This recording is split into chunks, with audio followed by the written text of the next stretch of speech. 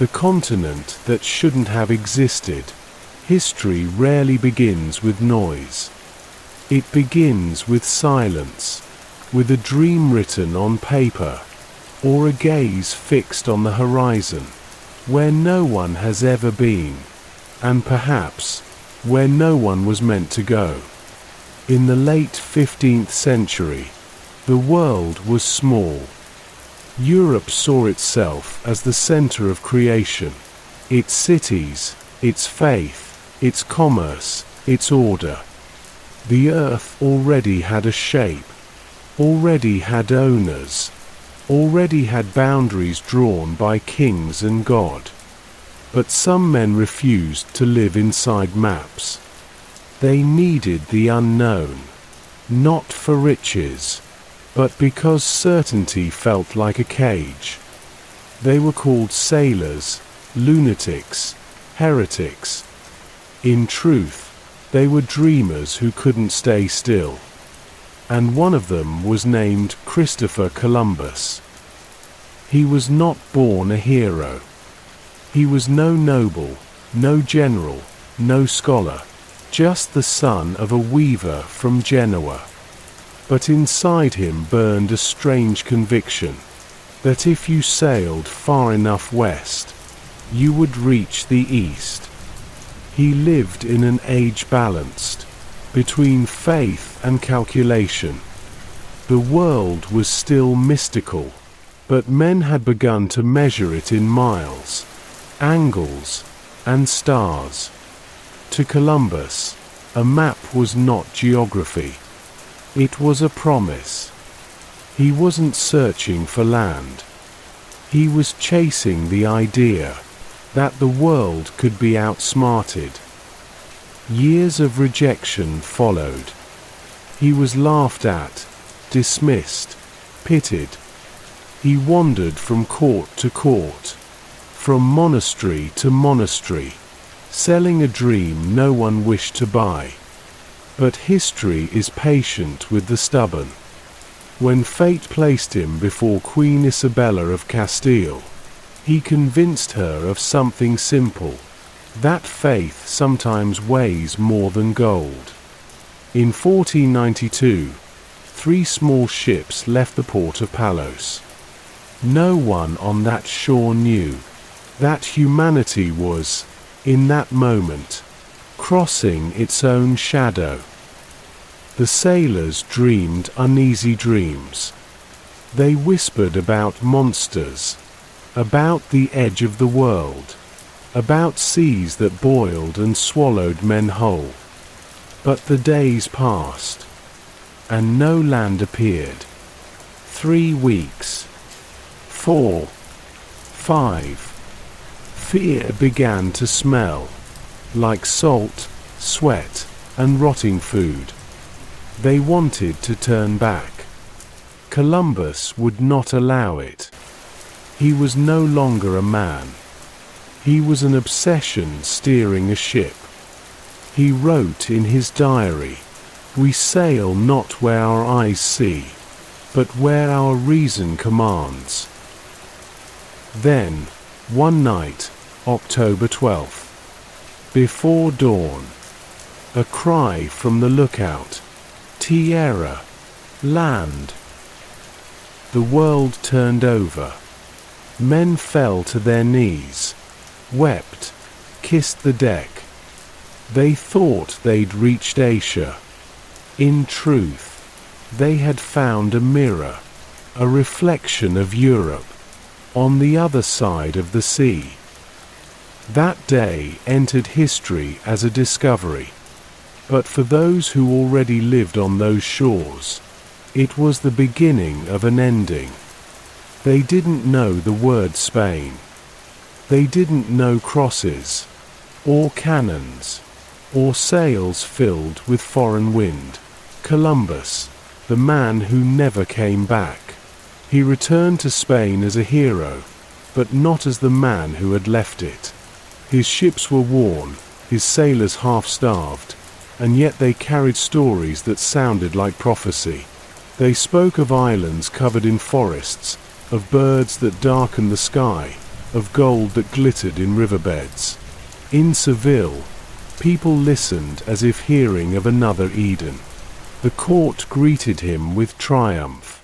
Bells rang, priests blessed him, poets compared him to Caesar and Alexander. But behind the ceremonies, there was confusion. No one could truly grasp what he had found. Was it Asia, as he claimed? Was it another world? The maps did not yet have words for it. Columbus himself didn't care. He was too consumed by vindication. For years they had laughed at him, now kings bowed. Yet even in glory, he felt uneasy. The ocean had taken something from him, something he could not name. He had seen vast lands, but never truly arrived anywhere. His dream had been to find a passage, a line that connected two halves of the earth. Instead, he had found distance itself. The second voyage began almost immediately. This time there were not 3 small ships, but 17. Hundreds of men followed him, priests, soldiers, settlers, adventurers, thieves. They did not come for discovery. They came for profit. The dream had become an enterprise. Columbus led them not as a visionary now, but as a governor, a commander, a man burdened by expectations. The crown wanted results, not stories. And he, desperate to prove himself again, promised more than any man could deliver. When they reached the islands again, the illusion of paradise was gone. The people who had once welcomed them now feared them.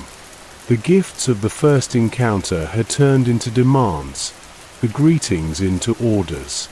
The Spaniards began to take what they wanted: food, labor, bodies.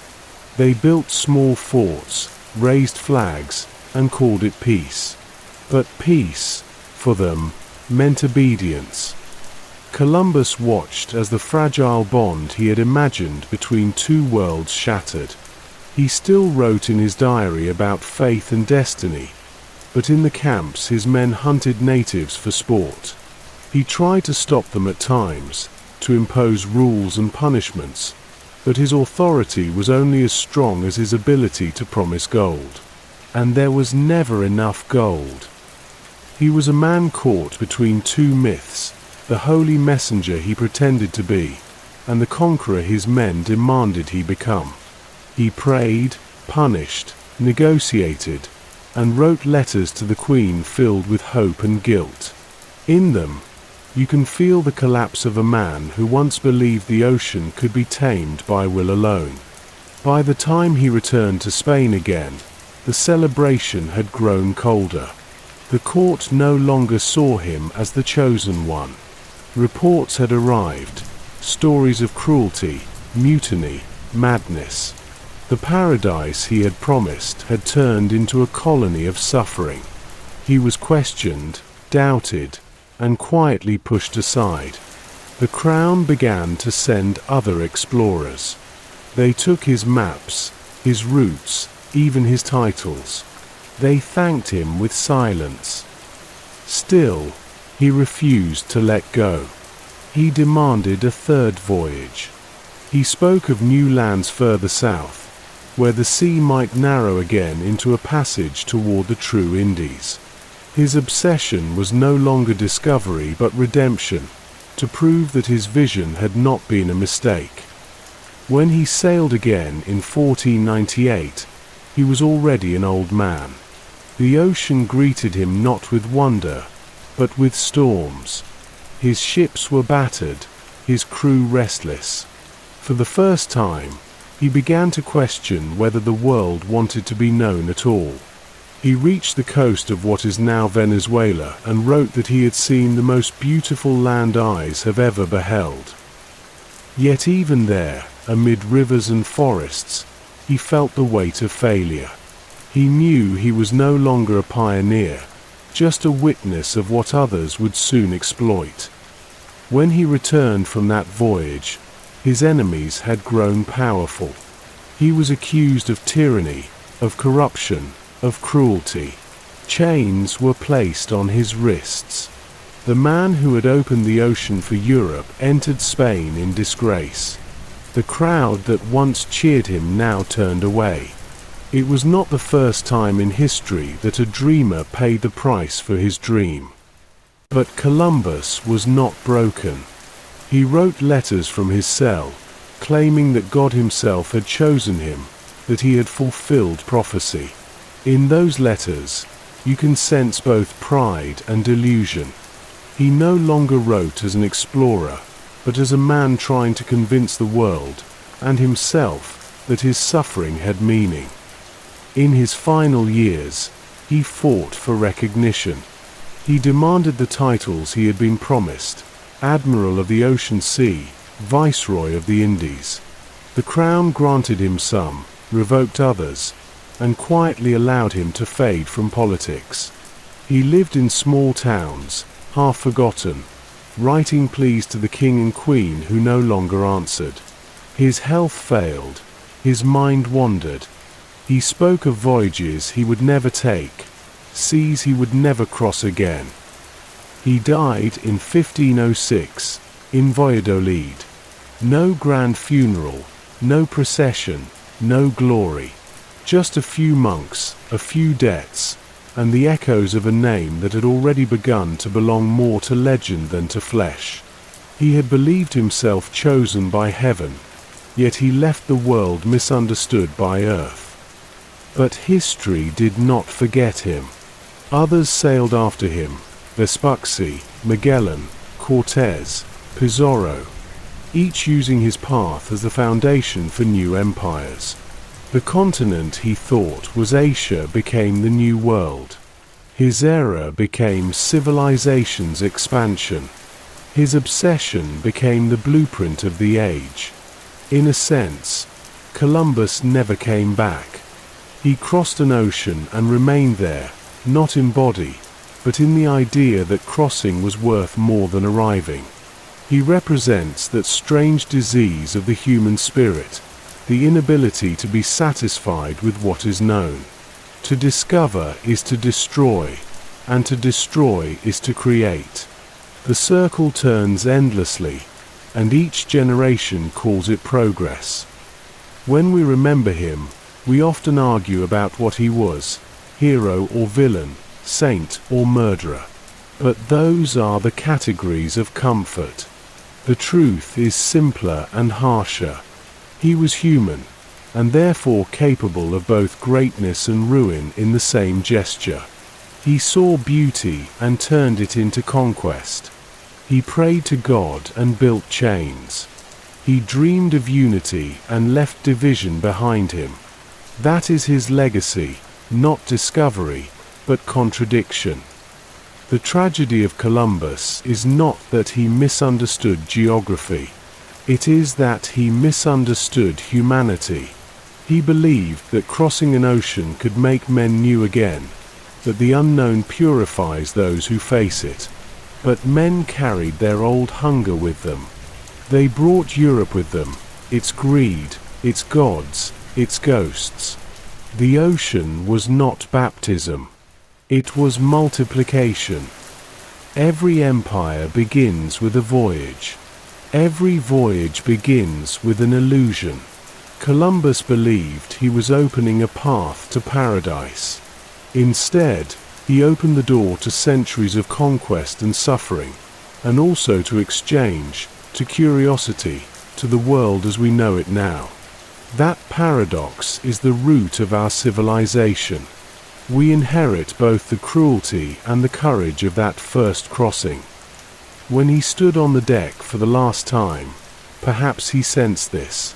Perhaps he looked at the horizon and realized that the horizon never ends, it only moves further away. The ocean had no mercy for dreamers. It gave them what they sought, and then it took everything else. He died thinking he had reached Asia.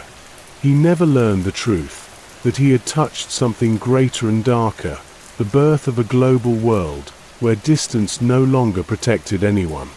His name became a symbol, stripped of its man. Statues, parades, holidays, all built over the grave of a person who wanted to be right more than he wanted to understand. The man who never came back is not only Columbus. It is every one of us who believes that discovery is an escape. There is no escape. The unknown is not a place. It is a mirror. He sailed into it and never returned. The Conquerors. They came not as explorers, but as successors. The ocean was no longer a mystery. The routes were mapped, the winds understood, the islands claimed. What once was an act of faith had turned into a method, and behind that method marched ambition. The men who followed after Columbus did not carry dreams. They carried contracts, soldiers, and guns. They came to build empires out of geography. In Spain, tales of golden cities traveled faster than ships. Each return from the New World brought more rumors, rivers of gold, mountains of silver, temples plated in metal brighter than sunlight. The priests spoke of souls to be saved. The nobles spoke of riches to be taken. For a Europe scarred by centuries of war, the New World promised something simple: redemption through conquest.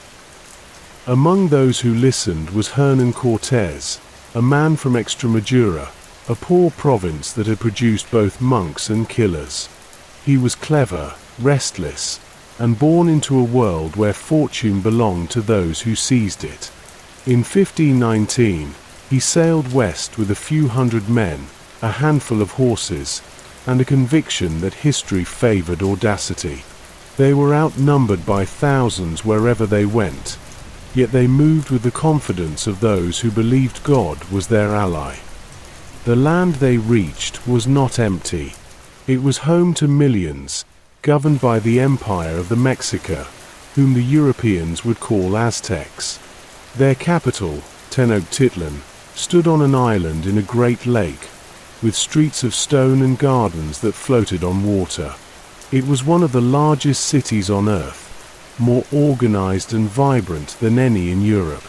The Spaniards stared in disbelief. They thought they had found a vision rather than a city. What they did not understand, they feared. And what they feared, they would destroy. Cortés advanced not only with steel, but with calculation. He allied himself with tribes oppressed by the empire, promising freedom from tribute and blood sacrifice. It was not faith that won him followers, but politics. He knew how to speak the language of revenge. For every Spaniard who marched with him, hundreds of local warriors joined, not realizing that they were helping to build a new master. When he finally entered the capital, he met Emperor Moctezuma, a man of immense dignity and deep uncertainty. The emperor saw in these strangers both a threat and an omen. He offered gifts, hoping to buy peace.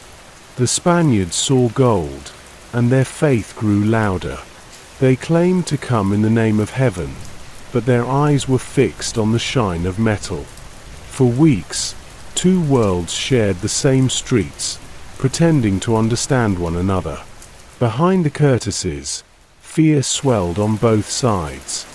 Then came the violence. A rumor, a misunderstanding, an act of arrogance, and the city turned against them. The Spaniards slaughtered priests at a festival. The people rose in fury. Moctezuma was killed, perhaps by his own subjects. Cortés fled through the rain, his men dying in the dark. They called it the Night of Sorrows. But he returned, stronger, with reinforcements and native allies, and laid siege to the city. Hunger and disease finished what the swords began. Tenochtitlan fell in 1521.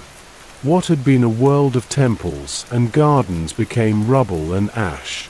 The Spaniards built their own city on the ruins and called it Mexico. They melted the gold into bars and sent it to Spain. They erased names and replaced them with saints. History does not remember the sound of that erasure, only its silence. Cortés was rewarded with lands and titles, yet he died disappointed, suspecting that the crown had stolen his glory. Empires rarely love their servants once the work is done. He had conquered a civilization, but lost himself in the machinery of the empire he helped to build. His triumph was already a warning. Conquest consumes its own victors. While Mexico burned, another man dreamed further south.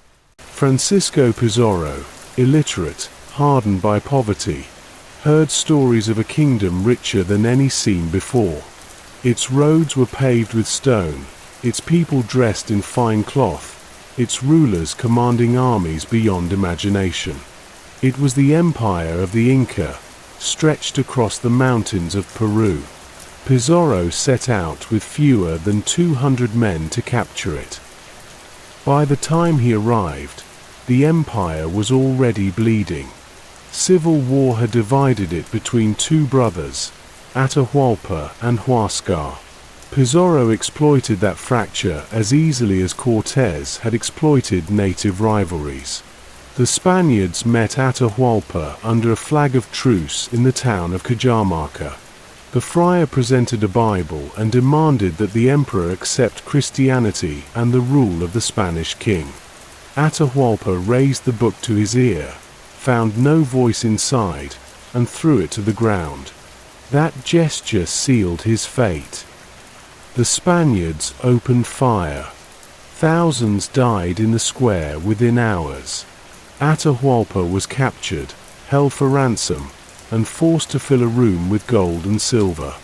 When he did, they killed him anyway. He was strangled with a garrote, baptized before death so that his killers might call it mercy. The empire collapsed within months. From Mexico to Peru, the pattern was the same. Faith as justification, gold as motive, and disease as ally. Smallpox spread faster than any army, killing millions before they even saw a Spaniard. The invaders thought it divine intervention. The priests wrote that God cleared the land for his followers. The reality was simpler. The world had collided with itself, and one half was dying. Europe celebrated. Ship after ship arrived in Seville, their holds heavy with treasure. The silver mines of Potosi in the Andes began to feed the coffers of kings, paying for wars, palaces, and cathedrals. The wealth of entire continents poured into the ports of Spain and then flowed outward, reshaping global trade. The modern economy was born in blood and dust. The conquest was not only military, it was economic, ecological, spiritual. It redrew the very structure of the planet. But the conquerors did not see themselves as thieves. They believed they were instruments of destiny. In their letters and journals, they spoke of spreading civilization, of ending barbarism, of saving souls. They saw no contradiction between crucifix and cannon. The empire they built was not just of land, but of conscience, a conviction that domination was salvation. And yet, even among them, doubt whispered. Bartolomé de las Casas, a friar who witnessed the devastation, wrote that no faith could justify such cruelty. He described fields turned into graves, rivers carrying corpses, children enslaved, cultures erased. His voice was small against the tide of history, but it was the beginning of another kind of discovery, the discovery of guilt. What began as exploration had become transformation. The old world and the new had fused, not by harmony, but by conquest. Plants, animals, languages, and diseases crossed the ocean in both directions. Wheat and cattle reshaped the Americas. Maize and potatoes reshaped Europe. silver-fueled economies, and sugar-fueled slavery. Humanity was now connected and contaminated. The conquerors did not think in centuries. They thought in battles, rewards, and souls. But history thinks slowly. It remembers what men forget. Behind every triumphal painting, there are the unseen faces of those who vanished. Behind every church built of stone, there is a foundation of bones. The conquest of America was not a single event. It was a condition, one that still breathes beneath the surface of modernity. To call them conquerors is to name only half the truth. They conquered others, yes, but they were conquered as well, by greed, by faith, by the illusion of eternity. They believed that to possess the world was to master it. Yet the world they created became their judge. Empires rise from violence and are undone by memory. When we speak of discovery, we forget that discovery is a two-sided act. To find is to be found. To touch is to leave a mark. The conquerors left their mark on the world, and the world left its mark on them. They opened the globe and closed a chapter of innocence. The earth became smaller, but the human shadow grew longer. In the end, perhaps the conquest was not about gold or glory. It was about the oldest desire of all, to make meaning out of power, and to call that meaning truth. That is what makes the story eternal.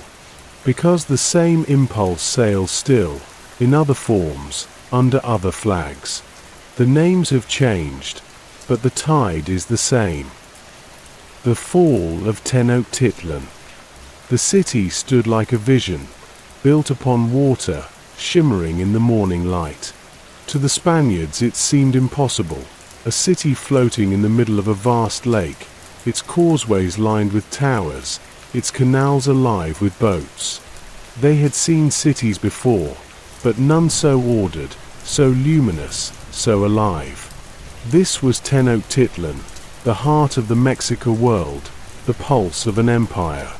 It had been rising for 2 centuries, built by millions of hands, guided by engineers, priests, and astronomers who aligned their temples with the stars. For its people, it was not just a city, it was the center of creation. When Cortés first entered it, he wrote that it was as large as Seville or Córdoba, but his words did not capture what he saw. It was not the size that overwhelmed him, but the harmony. Gardens hung over the canals, marketplaces bustled with thousands of traders, the streets were clean, the air filled with the scent of flowers and smoke. He walked among people who had never seen a horse, and yet carried themselves with greater grace than his soldiers. It was as if he had stepped into another order of civilization. But admiration in the conqueror's heart is only the first step toward possession. The Spaniards arrived as guests and soon acted as masters. They spoke of faith, but their eyes measured wealth. They spoke of peace, but their hands reached for control. When they entered the palace of Emperor Moctezuma, they saw gold plates, jewels, and artworks that gleamed with the labor of centuries. To them, it was evidence of divine favor. To Moctezuma, it was a test of fate. He received them with courtesy, unsure whether they were men or messengers of some old prophecy. He tried to bind them with gifts, to buy time, to read their intentions.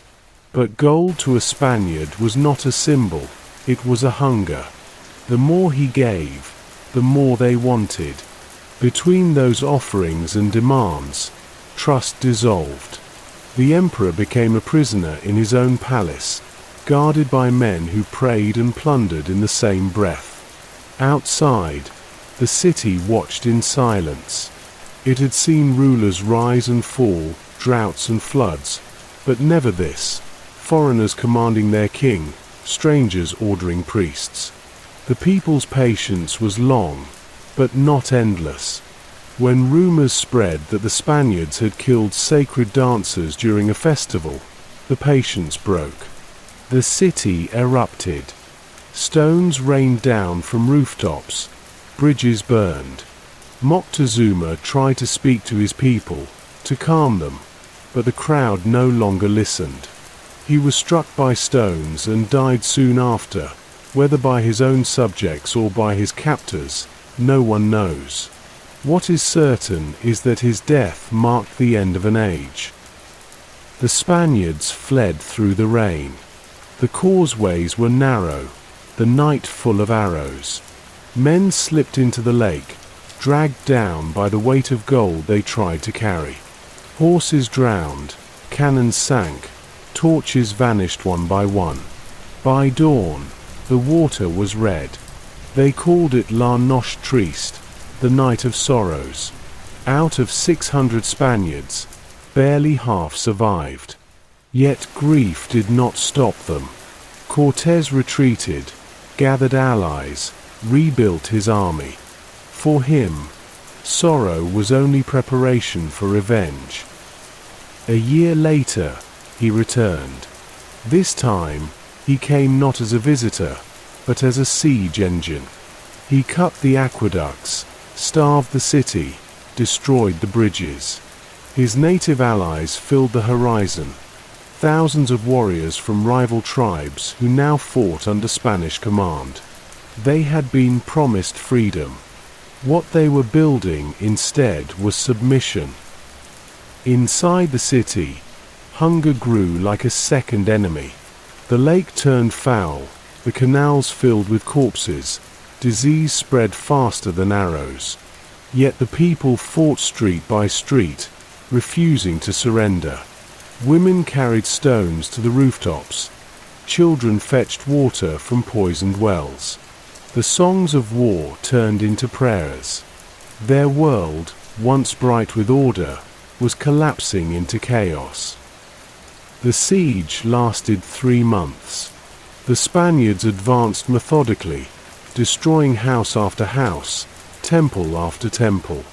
They burned what they could not take, flooded what they could not burn. The lake that had once given life to the city now swallowed it. When at last they reached the great temple, the last defenders stood atop it and hurled themselves into the flames rather than kneel. On August 13th, 1521, the city fell. The smoke drifted over the lake for days. What had been the heart of an empire became ruins. Cortés entered in silence. Even he could not find triumph in the sight before him. He wrote that the destruction was so great that it would break any heart to see it. Yet he claimed it in the name of Spain and Christ. The victory was complete and empty. The conquerors tore down the temples and used the stones to build churches. They drained the lake, reshaped the valley, renamed the streets. They planted the cross where the pyramids had stood and declared the world renewed. But beneath the new city, the old one remained, layer upon layer of buried walls, broken idols, and bones. Centuries later, when archaeologists uncovered them, they found that the past had not died. It had only been waiting. The fall of Tenochtitlan was more than the fall of a city. It was the collapse of a vision of the world. The Mexica believed that their duty was to keep the sun alive through ritual, to maintain the balance between earth and sky. When their capital burned, that balance shattered. The people were scattered, enslaved, converted. Their gods were declared demons, their songs forbidden. An entire cosmology turned to dust in a single generation. For Spain, it was victory. For the world, it was transformation. The wealth extracted from the New World fueled the Renaissance, financed wars, built cathedrals. Silver from the Americas became the lifeblood of European expansion. But that wealth carried within it the echo of the city that had been destroyed to obtain it. History remembers Cortés as the man who conquered Mexico, but his conquest was also the moment Europe conquered itself, proving that its hunger had no limits. The same pattern would repeat again and again: faith as a banner, greed as the engine, destruction as the path. The fall of one city became the blueprint for the fall of many others. In the ruins, survivors began to whisper their own histories, passing them secretly from mouth to mouth. They spoke of the time before the fire, of the canals and the gardens, of the music that rose with the dawn. Those whispers would one day become legends, and those legends would outlast the empire that silenced them. Memory, after all, is a kind of resistance. The conquerors wrote chronicles. They filled pages with numbers and miracles, with justification and pride. The conquered left stories carved in stone and sung in secret. Centuries later, both would be read, one as triumph, the other as truth. Tenochtitlan did not disappear. Its name changed, its form altered, but its shadow remains beneath every step in Mexico City. The streets still follow the lines of the old canals. The air still smells of smoke after rain. History is not a sequence of endings, it is a layering of ghosts. When we speak of conquest, we speak also of inheritance. The modern world was born from this collision, from the death of one order and the birth of another. The bridges burned that night were not only of stone, they were bridges between ways of seeing the world. After Tenochtitlan, no civilization could believe itself untouched. What was lost cannot be counted in gold. It was knowledge of how to live with the earth, not against it, of how to build beauty not for power, but for harmony. Those lessons were buried under churches and palaces, yet fragments survive, in language, in food, in faces, in the quiet persistence of memory. The past continues to speak, even when no one listens. The fall of Tenochtitlan was not the end of a civilization. It was its transformation into something the conquerors could never fully control: remembrance. And remembrance, unlike empires, does not die. Pizarro and the end of the Inca Empire. They came south following rumors, not maps. The world that Cortés had conquered was already fading into legend, yet stories of another empire still reached the ports of Panama, an empire said to possess streets of gold and rulers who spoke with the sun. The men who heard those stories were not scholars or saints. They were veterans, mercenaries, sons of poverty. Among them was Francisco Pizarro. He could not read or write, but he understood ambition. He had spent half a life chasing promises of fortune across the Atlantic. Now, in his 50s, he would gamble everything once more. The journey began in 1531 with fewer than 200 Spaniards and a handful of horses. They were entering a land that stretched for thousands of miles along the spine of the Andes, a civilization older and more complex than any in Europe. Roads cut through mountains, bridges of woven grass spanned gorges, storehouses kept grain for years of famine.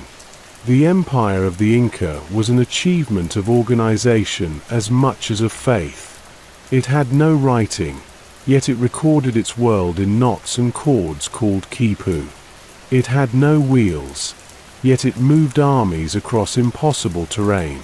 It worshipped the sun, yet it built in stone so perfect that centuries could not break it. Pizarro arrived at a moment of fracture. The empire was bleeding from within. The Emperor Huayna Capac had died of smallpox, the invisible conqueror that came before the Spaniards. His sons, Atahualpa and Huascar, were at war over the throne. Tens of thousands had already died by the time Pizarro's small force reached the northern highlands. He saw opportunity in their grief. When Atahualpa emerged victorious, he commanded an army of tens of thousands. To him, the strangers from the sea were curious but insignificant. He agreed to meet them in the town of Cajamarca, perhaps to measure their threat, perhaps out of pride. He arrived carried in a litter of gold, surrounded by nobles in bright feathers. Pizarro and his men waited in silence behind cannon and walls. A friar stepped forward holding a cross and a Bible. He told the emperor that he must accept Christianity and the authority of the Spanish king. Atahualpa took the book, lifted it to his ear, heard nothing, and dropped it to the ground. For the Spaniards, that gesture was blasphemy. For him, it was indifference. The world turned in that instant. The cannons roared. Muskets cracked. Horses charged through crowds that had never seen a horse before. The square became a slaughterhouse. Thousands were killed in hours. When it was over, Atahualpa was a prisoner. The Inca army, leaderless, withdrew in disbelief. The empire had been decapitated without a battle. Pizarro treated his captive with a mixture of respect and calculation. He promised freedom in exchange for a ransom, the largest the world had ever known. Atahualpa agreed. He ordered a room filled with gold up to the height of a man's arm, and 2 more rooms with silver. Over months, the treasure arrived from every corner of the empire. Statues, jewelry, sacred vessels, all melted down into bars. The Spaniards watched the piles grow and began to argue over their shares. Gold, meant to buy life, began to buy death instead. When the ransom was complete, Pizarro hesitated. Freeing the emperor meant risking rebellion. Killing him meant losing legitimacy. Fear chose for him. They accused Atahualpa of conspiracy, of idolatry, of treason against the crown he had never heard of. He was sentenced to burn. The friar offered mercy if he accepted baptism. Atahualpa agreed, not for salvation but for time, and was strangled instead. The execution was meant to bring peace. It brought silence. The empire, stunned and leaderless, began to unravel. Pizarro marched to Cusco, the sacred city of the Inca. The roads that once carried pilgrims now carried soldiers. Temples were stripped, idols smashed, gold shipped north to fill the royal treasury. The conquistadors built churches over the foundations of sun temples, each stone of faith resting on a stone of conquest. They renamed the gods, repainted the walls, and called it conversion. But under every altar, the old gods waited. Resistance did not vanish. In the mountains, Inca generals rallied what was left of their armies.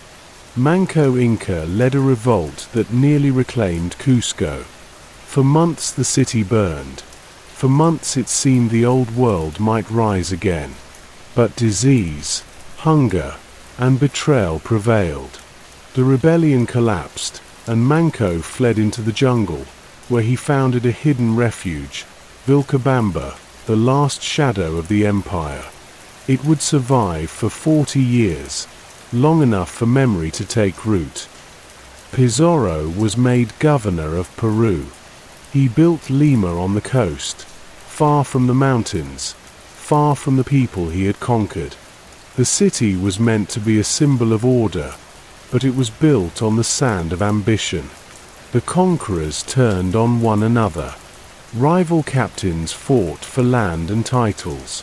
Pizarro's partner, Diego de Almagro, accused him of betrayal. They met in battle. Almagro was defeated and executed. 3 years later, Almagro's son avenged him. Pizarro was stabbed to death in his own palace, calling for help that never came. He died surrounded by wealth and enemies, drawing a cross in his own blood. The empire he had destroyed outlived him in fragments, roads, terraces, songs.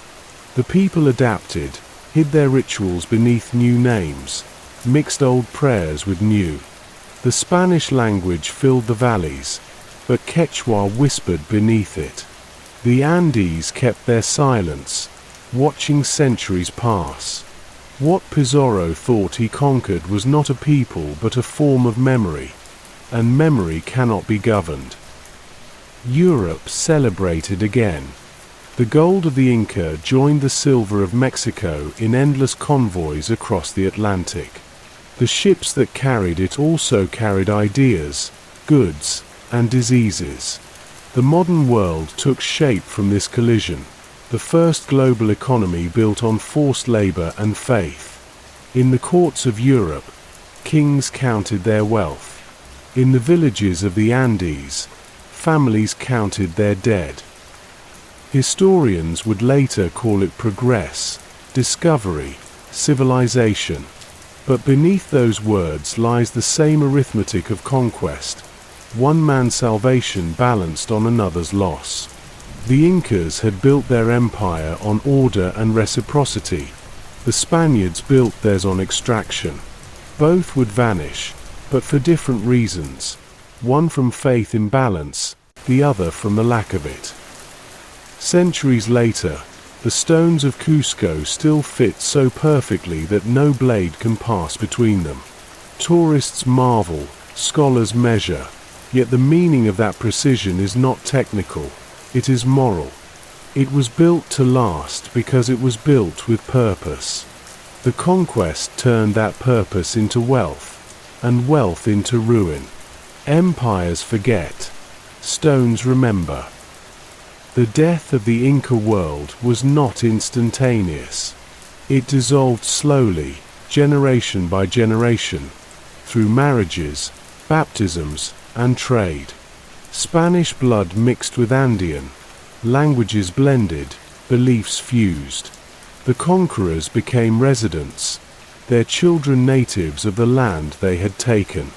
Out of violence came a strange continuity, a hybrid world neither wholly old nor wholly new. The empire was gone, but its rhythm endured in the heartbeat of the mountains. Pizarro's story, like Columbus's, is not about victory. It is about the limits of ambition. He proved that courage without understanding becomes cruelty, and that conquest without wisdom becomes decay. His triumph created a new world. His blindness ensured it would inherit the same flaws as the old one. He crossed an ocean seeking fortune and found instead the mirror of Europe's own hunger. When we look back on the fall of the Inca, we see the pattern that defines every empire. Discovery turning to domination, faith turning to violence, order turning to ashes. The stones remain, the names change, the cycle continues. What ends is never the desire to rule, only the names under which it hides. The Andes still hold the bones of those who built and those who destroyed. The wind moves through ruins that once held music, and the rivers that carried gold now carry dust. But somewhere in that silence lives endurance, the quiet refusal of the world to forget itself. That, perhaps, is the true end of the story. Not the fall of an empire, but the persistence of what cannot be conquered. The plague and the silence. Death came before empire. It sailed on the same winds, crossed the same waters, but it needed no weapons and spoke no language. The conquerors thought they brought faith and civilization. What they truly brought was breath, invisible, ordinary, lethal. The air itself became an instrument of conquest. The first epidemics began even before the wars were finished. In the Caribbean, entire islands lost their people within a few years. On Hispaniola, where Columbus had built his first settlement, A population of hundreds of thousands vanished into memory. Priests wrote that the fields grew wild again because there was no one left to harvest them. Dogs roamed through abandoned villages. The churches stood empty. The plague had no need for soldiers. Smallpox came first, then measles, influenza, typhus. To the Europeans, these were familiar companions, the background noise of their own crowded cities. To the peoples of the Americas, they were new, unstoppable, merciless. No immunity, no medicine, no time to understand. Families died together. Whole villages disappeared in days. The disease moved faster than the news of it. By the time anyone heard where it came from, it was already everywhere. When the Spaniards reached Mexico, the first wave had already struck. The Aztec chroniclers described pustules like fire, the smell of decay, the collapse of the body. The healers died before they could heal. The priests burned incense and prayed, but the gods were silent. The city that had once echoed with drums now echoed with coughing and cries. The streets filled with corpses. The empire fell, and the plague remained to bury it. In the Andes, the same story repeated. Smallpox traveled along trade routes faster than horses could run. It reached the empire of the Inca years before Pizarro's men did. It killed the Emperor Huayna Capac, his heirs, his generals. It broke the chain of succession and threw the empire into civil war. The Spanish thought it was divine intervention. In truth, it was biology, the body of one world meeting the body of another. The death toll cannot be measured. Some say 90% of the population vanished within a century. Whole languages died with their last speakers. Rituals forgotten, histories erased, songs unsung. The earth became quiet, as if it too were mourning. Forests reclaimed fields. The air changed. Even the climate may have shifted, the sudden regrowth of trees absorbing the carbon left by generations of farmers. The silence of humanity left a mark on the sky. Europe called it discovery. The Americas called it the Great Dying. For every conquistador who arrived, tens of thousands perished. Yet in the chronicles of the victors, the plague was only a footnote, a divine favor, a mysterious blessing. They saw no connection between their arrival and the destruction that followed. It was easier to believe that God had cleared the land for them. But God does not clear, people do. The contagion that spread across the continents was more than a disease of bodies. It was a contagion of certainty, the belief that one world had the right to replace another. As the flesh of nations decayed, their memory was rewritten. Libraries burned. Codices were destroyed by priests who feared demons in painted pages. The knowledge of calendars, stars, and medicine disappeared into ashes. The silence deepened. Yet silence is not nothingness. Beneath it, something endured. In remote valleys, people whispered old prayers in new tongues. They carved crosses but remembered the sun behind them. They baptized their children with Spanish names but sang lullabies in words the priests could not understand. In the ruins of temples, weeds grew, and among them, persistence. The European doctors who arrived later wrote of strange symptoms. They described fevers that burned whole communities and wondered if the air itself was poisoned. They did not know that their own breath carried the poison. They called it miasma, bad air, but the bad air came from their ships, from the cities that had trained them. Civilization is a fragile defense against its own shadows. The plague transformed the land more profoundly than any war.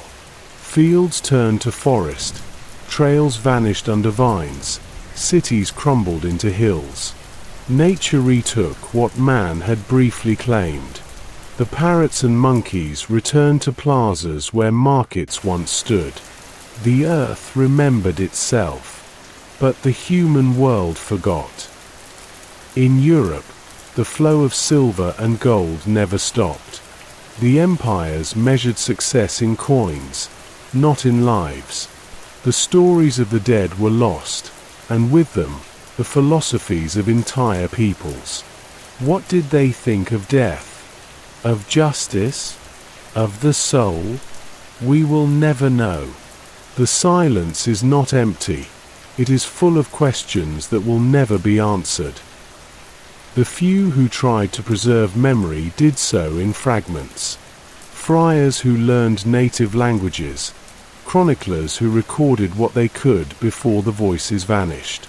Their notes speak of sadness, of confusion, of awe.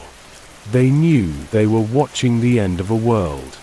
They wrote as witnesses, not as saviors. Their ink became the bridge between presence and absence. Every civilization leaves ruins. Most are of stone, but some are of silence. The great dying left both. Archaeologists can measure bones, carbon, pollen, but not the absence of song. That absence is everywhere. It lingers in the names of rivers, in the echo of words that once meant sky or love or time. To listen to history is to listen to what no longer speaks. The silence that followed the plague was not only sorrow. It was also adaptation. The survivors learned to live in the new order, to hide old meanings inside new symbols. The Virgin Mary became the mother of the mountains. The saints took on the faces of forgotten gods. In their syncretism lay survival. A culture cannot fight death directly, but it can disguise itself and wait. The conquerors believed they had erased the past, but the past has its own endurance. The diseases that destroyed bodies could not destroy memory completely.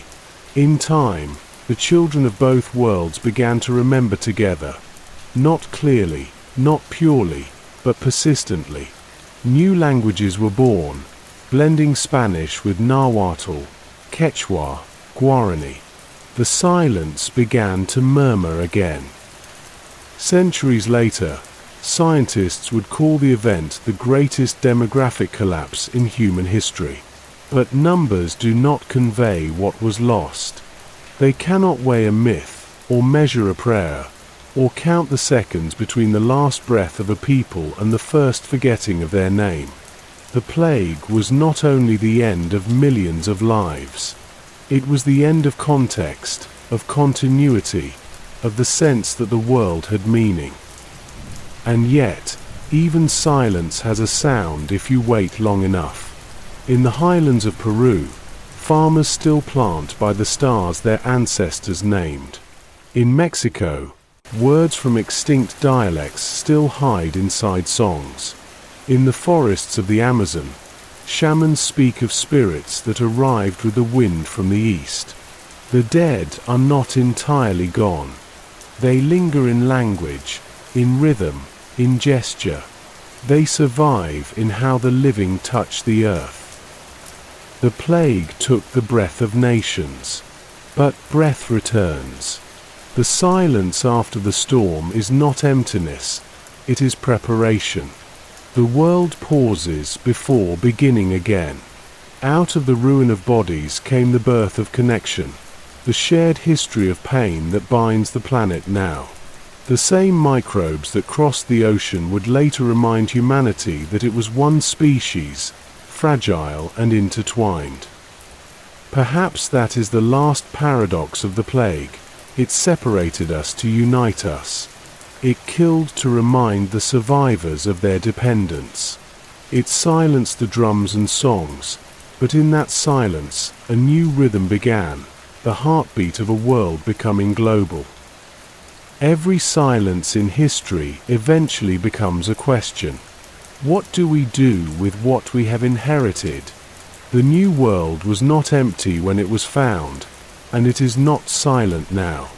It speaks through ruins, through echoes, through the persistence of those who remember without words. To listen is the only act of justice left.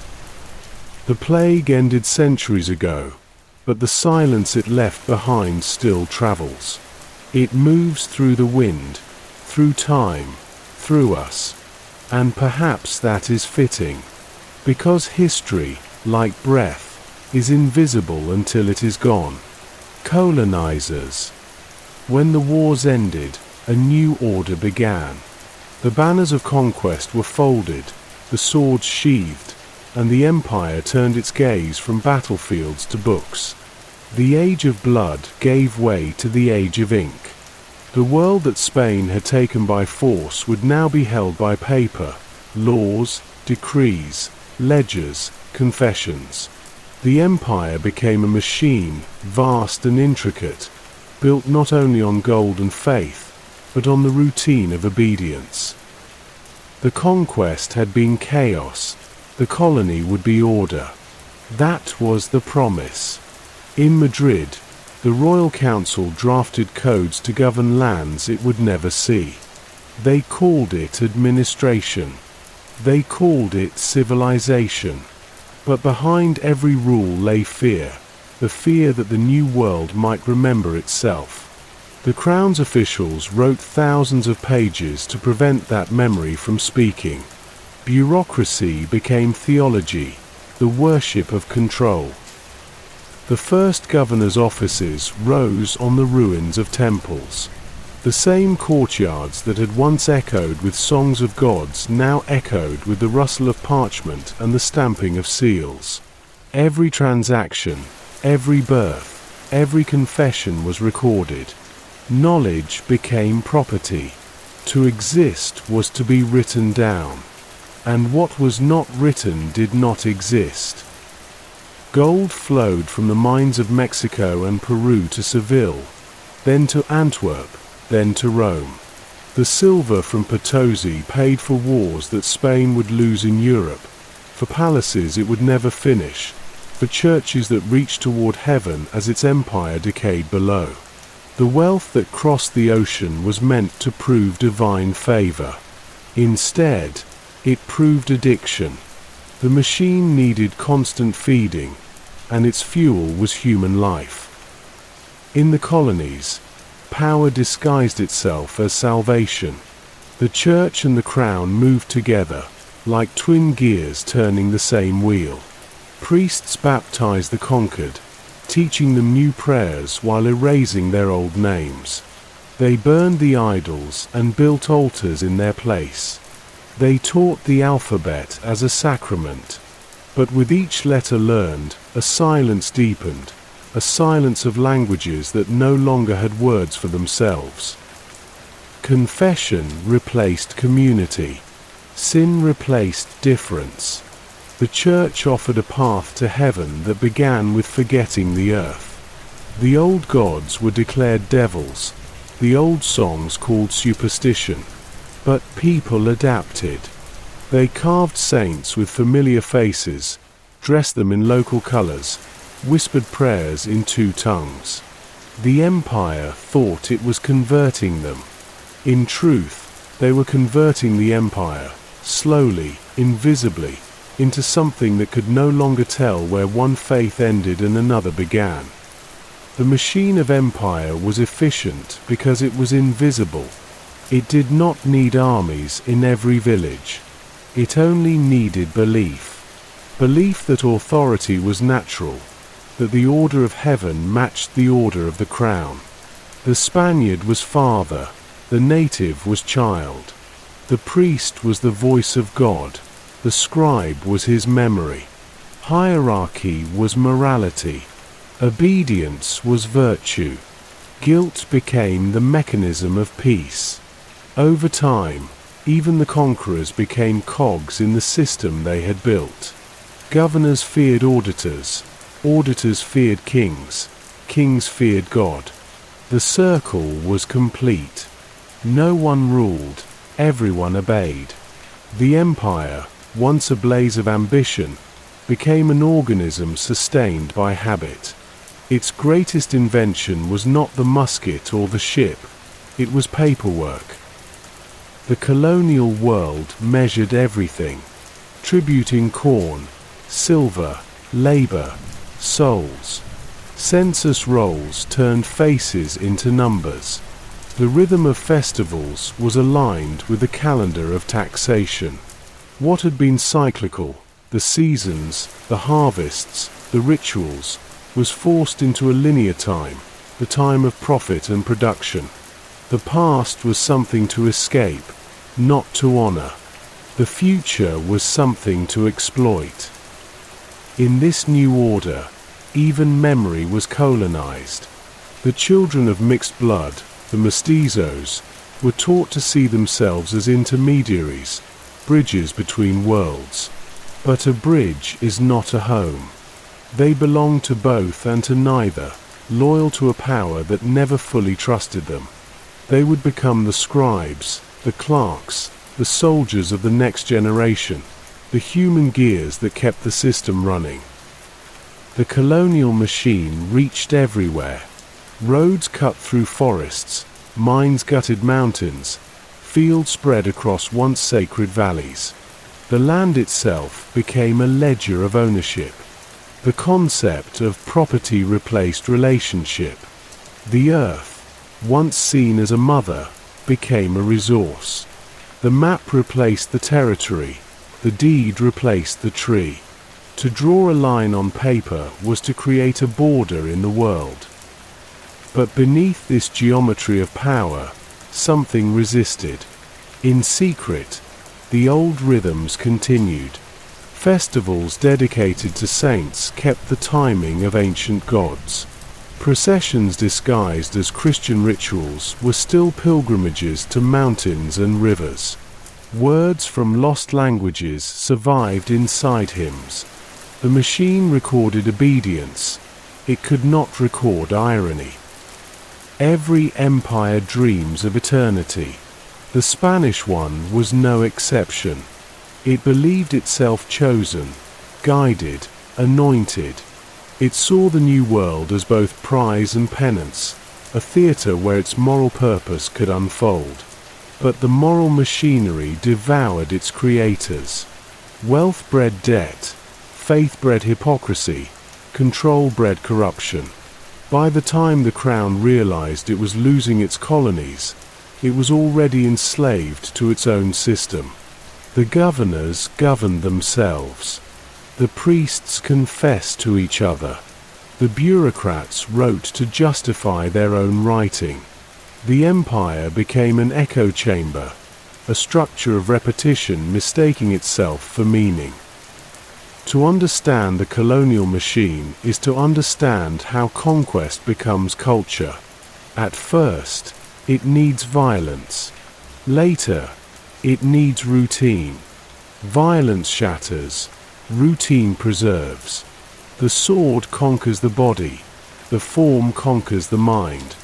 Once people begin to see the empire as natural, the machine no longer needs to move, it moves through them. Yet even in its perfection, cracks appeared. The more the system controlled, the more it revealed what it feared. It feared the land, the mixture, the memory. It feared the possibility that the conquered might not be conquered at all, but simply waiting.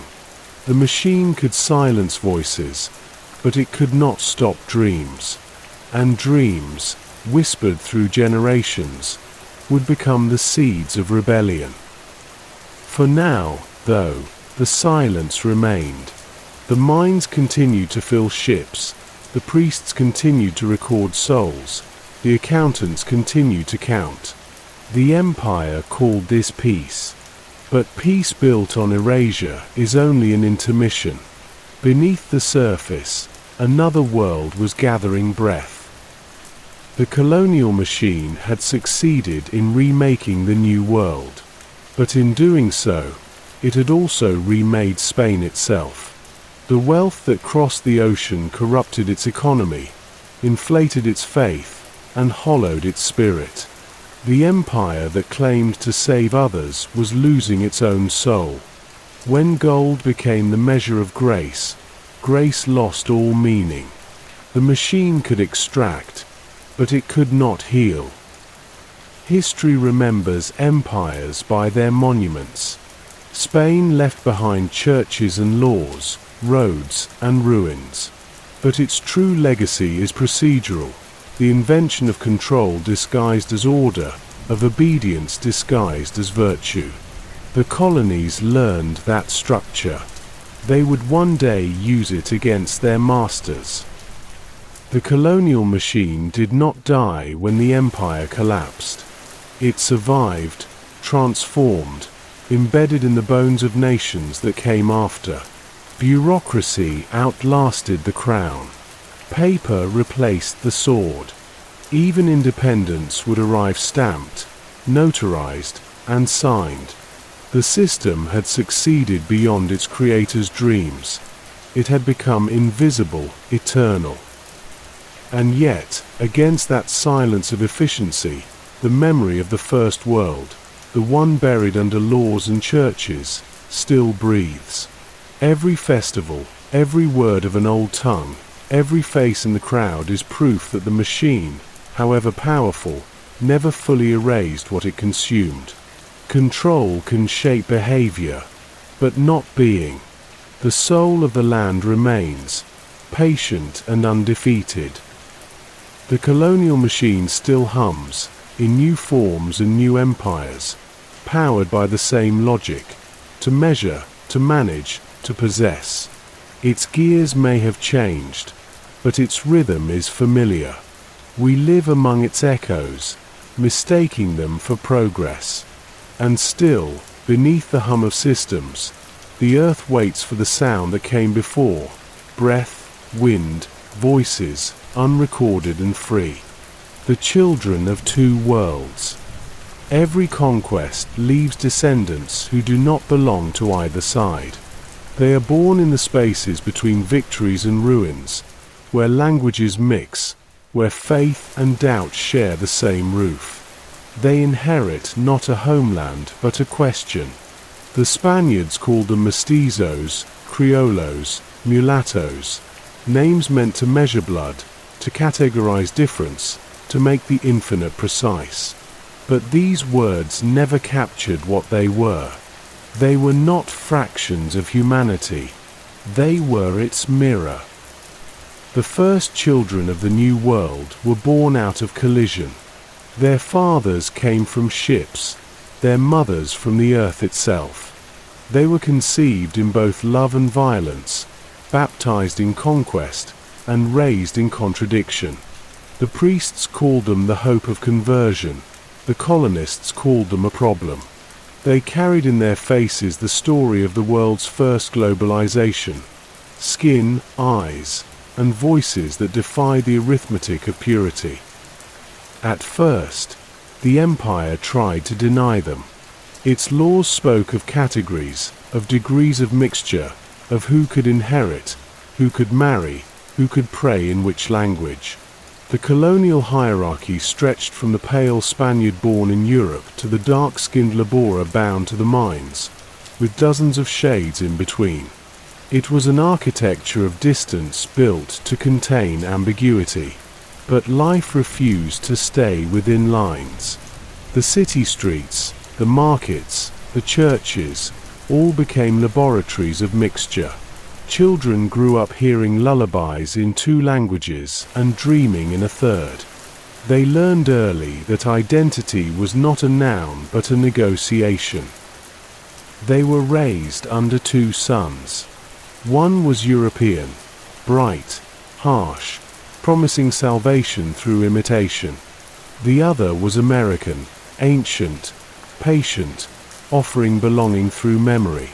They moved between them, half blinded by both. To the Spaniards, they were reminders of transgression. To the natives, reminders of betrayal. but to themselves, they were beginnings. They learned to speak in layers. To the priest, they spoke of God, to their mothers, of spirits older than Scripture. They knelt before the cross but knew that mountains had their own holiness. They attended schools built by friars and discovered the alphabet could hide forbidden stories. Their minds became crossroads where worlds that were never meant to meet began to understand each other. Out of their confusion, a new language of being emerged. The colonial world began to sing differently. The rhythm of African drums mixed with Spanish guitars. Indigenous melodies found their way into church hymns. The food, the words, the gestures, all fused. The children of two worlds turned survival into creativity. The empire wanted obedience. They gave it reinvention. Yet they lived under constant reminder that purity was power. The closer one's skin matched Europe, the greater the privilege. The colonial order depended on this illusion, that blood could define worth. And so, the mixed generations grew up with both pride and shame, both access and exclusion. They were used as translators, scribes, soldiers, useful precisely because they belonged nowhere completely. They were bridges across an abyss that neither side dared to cross alone.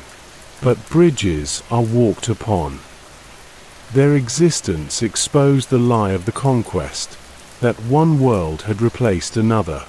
In their faces, the two worlds coexisted. The old gods, renamed and disguised, watched from behind Catholic icons. The old languages echoed inside Spanish syntax. The empire saw loyalty. Beneath it lived irony. To survive was to perform agreement without surrender. The children of two worlds became masters of subtle rebellion. Their silence was not submission but endurance. Some of them rose. A few gained wealth and education. They studied in European universities, learned Latin and law, returned home to govern. They were called criollos, the Spaniards born in America. They would one day lead the revolutions that ended empire. But even they were haunted by distance. They looked toward Europe for legitimacy and found condescension. They looked toward the land of their birth and found strangeness. Their identity was an echo chamber, two voices repeating the same question: who am I for you, and what am I for myself? The poets among them tried to answer. They wrote of the sea that had divided their ancestors, of the earth that refused to forget, of the tension between origin and destiny. They dreamed of a new synthesis, a civilization that could heal the fracture between worlds. But every generation inherited both memory and hierarchy. Even as they built cities and nations, the ghost of division remained inside them. To be a child of two worlds is to understand contradiction not as error but as essence. They lived knowing that truth has more than one language.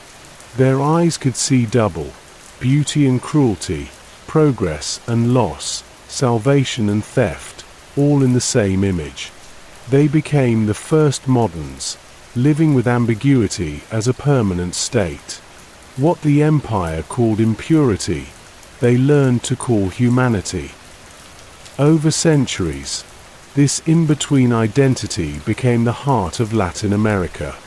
From Mexico to the Andes, from the Caribbean to Brazil, cultures formed around the idea that unity is not sameness. The dances, the stories, the colors, all celebrated mixture. Out of trauma grew vitality. The descendants of the conquered and the conquerors created worlds that neither side could have imagined alone. They proved that survival could be an art, and that identity, when broken, could become mosaic. But the inheritance of two worlds is heavy. It carries the guilt of conquest and the pain of submission. To be both is to never escape history. Even now, the bloodlines of that first encounter define politics, beauty, class. The lighter skin still buys privilege, the darker, suspicion. The machine of the past still hums, shaping lives that no longer remember where its sound began. And yet, within that tension lies the possibility of renewal. The children of two worlds carry within them the map of reconciliation. They are living proof that opposites can coexist without erasing each other. In their laughter, in their music, in the way they shift between languages, the ancient continents continue their dialogue. They are not half of anything. They are the whole result of collision. Perhaps that is the meaning of the New World, not a place discovered, but a process becoming. The fusion of histories that once denied each other now forms the pulse of the present. The mestizo is no longer the symbol of loss but of survival. Out of forced union came continuity. Out of fracture, creativity. History's wound became its heartbeat. To be born of two worlds is to inherit both the light and the shadow. The task is not to choose between them, but to carry them forward together. Every song that mixes rhythms, every face that carries multiple pasts, every language that borrows and invents, is an act of defiance against purity. The children of two worlds remind us that humanity's destiny is not separation, but mixture. They are the proof that identity, like history, is never finished. It evolves, adapts, resists. The ocean that once divided continents now connects them. The bloodlines that once marked shame now tell stories of survival. What began as conquest ended as conversation. And though the voices of the first peoples were nearly silenced, their echoes live on in every word spoken under the American sun. In the end, perhaps we are all children of two worlds, caught between what we inherit and what we choose to become. The New World only made that visible. Its tragedy and its triumph are the same, that from division came wholeness, and from ruin, the rediscovery of what it means to be human. The memory of the land. Long before the ships appeared, the land was already old. It had seen the rising of mountains and the flooding of seas. It had carried forests on its back and turned them to stone. It remembered the footsteps of creatures that had no names.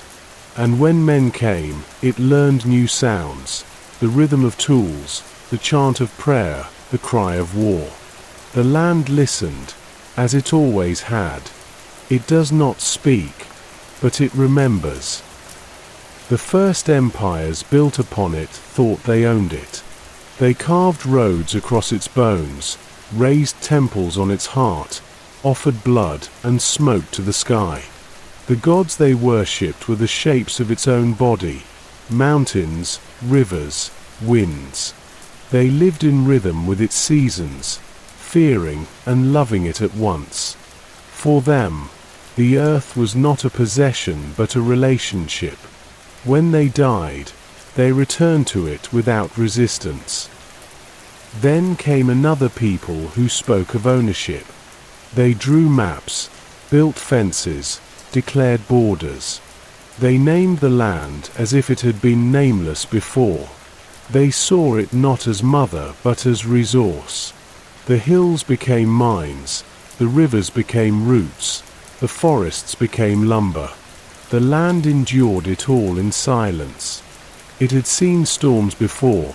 It knew that greed, too, passes like weather. Each empire left behind its ruins. Stones upon stones, names upon names. But beneath every layer, the earth kept the memory of what came before. The roots of trees grew through the foundations of palaces. The rivers shifted course and uncovered buried temples. The wind carried dust from one age to the next. Even when history forgot, the soil did not. In the centuries after the conquest, the land became both witness and victim. Its valleys were drained, its mountains hollowed, its animals hunted to ghosts. Yet even in destruction, it adapted. Grasses grew where cities had fallen. Flowers rooted in the cracks of cathedrals. The rain fell without prejudice. The sun rose without loyalty. The land forgave what man could not even name. For those who lived upon it, the earth remained the one truth that could not be colonized. The conquerors' laws changed, the flags shifted, the languages mixed, but the ground underfoot was the same. Every step reminded them of belonging deeper than politics. The peasants who tilled the soil, the herders who followed the wind, the miners who vanished into mountains, all carried in their bodies the memory of the land. It taught them patience, endurance, and silence. Sometimes it speaks back. In earthquakes that shake cathedrals, in floods that erase roads, in droughts that remind men who is master. The land does not take revenge, it corrects. It restores balance without malice, as if to remind creation that it is one organism, not a hierarchy. Those who listen can hear its language in the rustle of leaves, in the rhythm of waves, in the way roots find cracks in stone. It speaks the grammar of time. The land has no ideology. It does not care who rules, but it remembers who cared for it and who did not. The terraces of the Andes still hold rainwater the way they did 500 years ago. The canals of the Maya still catch the light of the same sun. The ruins that tourists call dead are still alive with purpose. They breathe when the wind passes through them. Civilization may forget how to listen, but the conversation continues. Every generation inherits the earth as both gift and accusation. We walk upon ground filled with bones and seeds, with both sin and fertility. The gold once stolen from mountains now lies again in veins of rock. The mines are silent. The forests cut by empire are returning, cautious, persistent. The land is patient. It measures time differently. Where we see centuries, it sees moments. Where we see endings, it sees seasons. In every revolution that shook the Americas, the land played its part. It hid rebels in its jungles, fed armies in its fields, swallowed the monuments of kings. It offered refuge to those who remembered it as sacred, not as property. The mountains kept secrets that no empire could reach. When the colonizers left, it was the land that welcomed the return of names, languages, and songs. It outlasted the conquerors not by strength, but by continuity. The memory of the land is not nostalgia. It does not yearn for the past, it contains it. Every footprint, every ruin, every field carries the imprint of those who came before. The soil remembers blood as easily as rain. It transforms everything it receives, making life from decay. In that alchemy lies its wisdom. To endure is to transform. For centuries, poets and shamans alike have listened to that truth. They speak of the land as alive, not in metaphor but in recognition. The ground is not background. It is character. It shapes those who walk upon it. The wide plains teach solitude, the high mountains teach humility, the forests teach patience, the deserts teach truth. The land educates without words. It remembers what humanity tries to forget, that all empires are temporary, but the wind is eternal. Today, the memory of the land still breathes beneath concrete and steel. The cities of the New World rise upon the bones of the old. Subways trace ancient paths of rivers. Streets follow the geometry of vanished temples. The people rush above, unaware that their feet echo the same rhythms that once carried pilgrims and warriors. The past is not buried, it is paved. But it waits. Sometimes, when the rain falls hard, the ground opens, and the past surfaces, an artifact, a skeleton, a song. Each discovery is not a revelation but a reminder. The land has been keeping the archive all along. Historians read documents. The earth keeps the originals. Its handwriting is made of fossils, pollen, and ash. It is slower than memory, but it never forgets. The memory of the land is also the memory of pain. It remembers slavery, extraction, fire. The plantations that once tore its skin are now fields again, but the soil knows. It remembers the footsteps of those who were forced to walk, the sweat that watered the crops, the prayers whispered into dust. That memory is not vengeance, it is truth. The land carries it quietly until someone is ready to listen. But it also remembers renewal, the return of rain, the planting of seeds, the laughter of children whose ancestors once wept here. It remembers the resilience of roots, the stubbornness of grass, the tenderness of human hands rebuilding what was broken. It remembers that every empire is followed by gardens. The land does not ask for monuments. It asks only to be seen. To touch the ground is to shake hands with everything that has ever lived. To walk barefoot is to feel history beneath skin. To listen to the wind is to hear voices older than nations. The memory of the land is not written, it is felt. It travels through the soles of the feet, through the breath, through the silence between words. Perhaps that is what remains when the last empire falls. Not the monuments or the maps, but the quiet continuity of the earth. The mountains will still rise, the rivers will still move, the stars will still mark the seasons. Humanity will change names, borders, faiths, but the land will remember it all, patiently, without judgment. And one day, when we too are gone, it will remember us, the cities we built, the noise we made, the smoke we left. It will take what remains of us and make it fertile again. The land does not mourn, it transforms. That is its mercy. That is its memory. In the end, history belongs to those who endure, and only the land endures. The echo of the future. The past never ends. It changes form, it changes language, but it continues to speak. Every century is an echo of the one before, each voice layered upon older whispers. The new world, born from discovery and loss, still carries the vibration of those first encounters.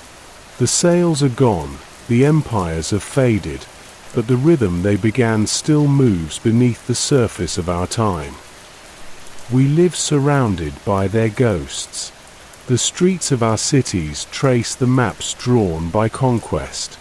The words we speak are woven from 1,000 vanished tongues.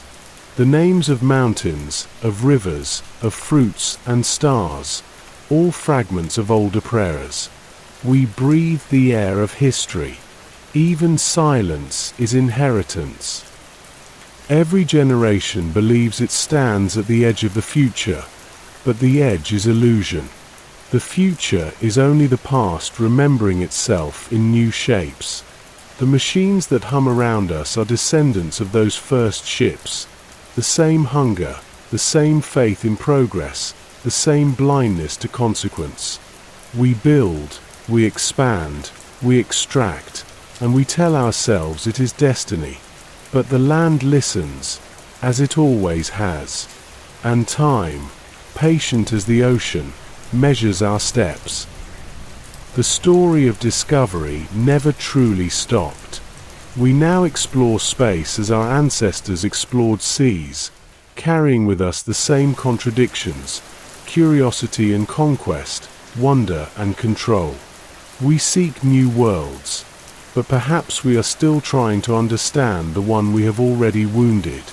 The echo of the future is not in what lies ahead, but in how deeply we hear what lies beneath.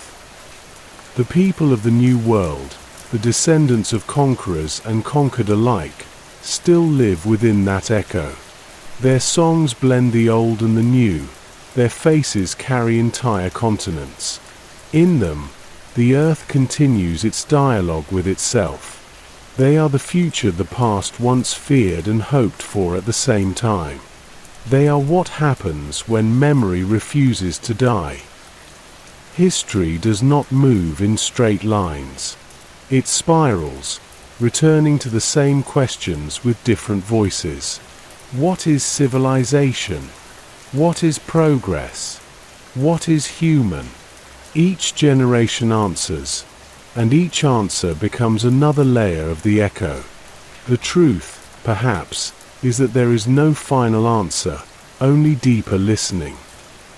If there is a lesson in the story of the New World, it is not about discovery or domination. It is about attention. The world is not a prize to be found. It is a presence to be recognized.